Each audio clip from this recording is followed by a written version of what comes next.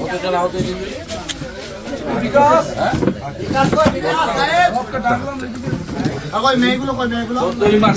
জেনেছি, বারবার বলেছি, বিধানসভায় তুলেছি। আমরা তো মুখ্যমন্ত্রী দাবি করেছিলাম যে 163 ধারা জারি করেছেন কেন, ইন্টারনেট বন্ধ কেন? আজকেও তো 5টা ওয়ার্ড বন্ধ রেখেছে। আমরা সাইডিয়াতে এসেছি, আমাদের আটকানো যাবে না।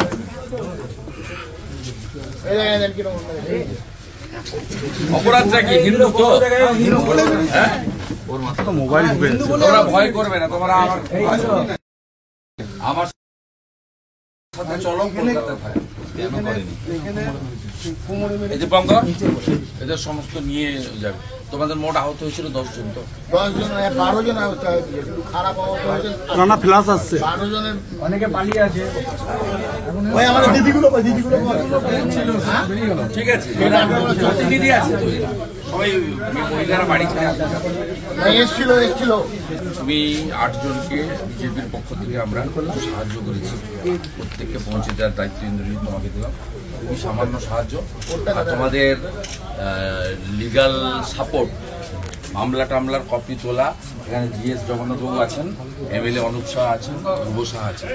মামলার কপি তুলে সিউড়ি কোর্টে, আমাদের এটা সিউড়ি কোর্টে হচ্ছে, সিউড়ি কোর্টে আপনারা দেখে নেন। যদি এখানে অসুবিধা হয় আমরা হাইকোর্টে আপনাদের মাথায় দিবি।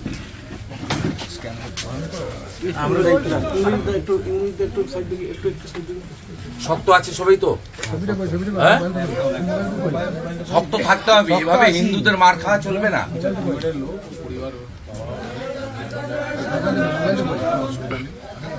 তোমার গ্রামের ফুল সাপোর্ট তোমাকে দিচ্ছে, ওয়ার্ডের ছেলেরা। এত ভয় পাবে?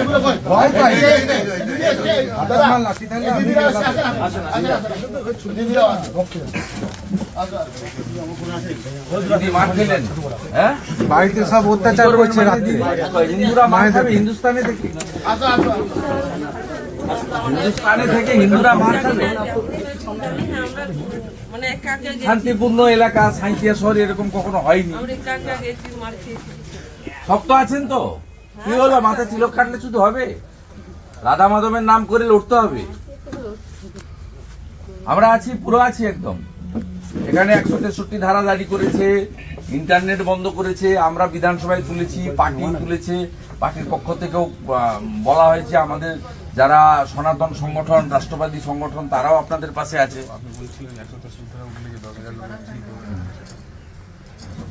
এখানে 163 ধারা উঠে যাক। রামনবমীর পরে আমরা বড় কর্মসূচি এখানে সাঁইথিয়াতে নেব, প্রতিবাদ মিছিল হবে এবং ভালো করে হবে। আর কোনোভাবে ভয় পাবেন না। জেলে নিয়ে গেলে জামিন করাবো, জামিন করাবো। আমাদের না দিয়ে এদেরকে দেন, এদের পড়ান। এরা আসল রক্ত দিয়েছে, আমাদের সঙ্গে তো সিকিউরিটি থাকে, এদের তো কিচ্ছু নেই। এদের সিকিউরিটি দেওয়ার দায়িত্ব পুলিশ মন্ত্রী মমতা ব্যানার্জি। আর পুলিশই ফোন করে ধমকাচ্ছে, শুভেন্দু অধিকারীর সঙ্গে মিট করবে না, হাসিয়ে দেবো। আটকাতে পারবে নাকি? আমাদের আটকাতে পারবে না। পাড়ায় ঢুকে পুলিশ অত্যাচার করছে, শাক রাখবেন, শঙ্করধ্বনি করবেন, জোট বাঁধুন। কাউকে না কাউকে কাজটা করতে হবে। পশ্চিমবঙ্গটা মমতা ব্যানার্জি আমাদের দিয়ে যায়নি, আমরা ভারতেই থাকতাম না যদি শ্যামাপ্রসাদ মুখার্জি না থাকতো। শ্যামাপ্রসাদ মুখার্জি দিয়ে গেছে, নইলে আমাদের বাংলাদেশে থাকতে হতো, আজকে জামাতের হাতে থাকতে হতো। সব শক্ত আছেন তো? সব রামনবমীতে বেরোবেন তো সব ভালো করে। রামনবমী 3-4 দিন চলে যাওয়ার পরে 10 তারিখের পরে আমি জেলা প্রেসিডেন্ট, আমাদের এমএলএ আছেন, রাজ্যের জিএস আছেন, এখানকার ভূমিপুত্র, আমি এদের জানিয়ে দেবো।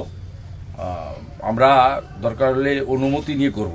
কারণ আমাদের তো প্রত্যেক দিন হাইকোর্ট থেকে অনুমতি নিতে হয়। আজকে এক্ষুনি হলদিয়াতে কাল রবিবারের সভা, হাইকোর্ট আমাকে অনুমতি দিয়েছে।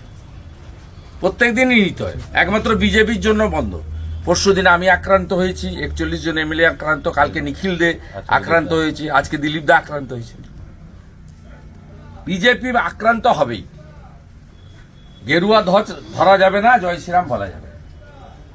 এর শেষ আছে, মা একদম চিন্তা করবেন না। উত্তরপ্রদেশেও এসব করতো,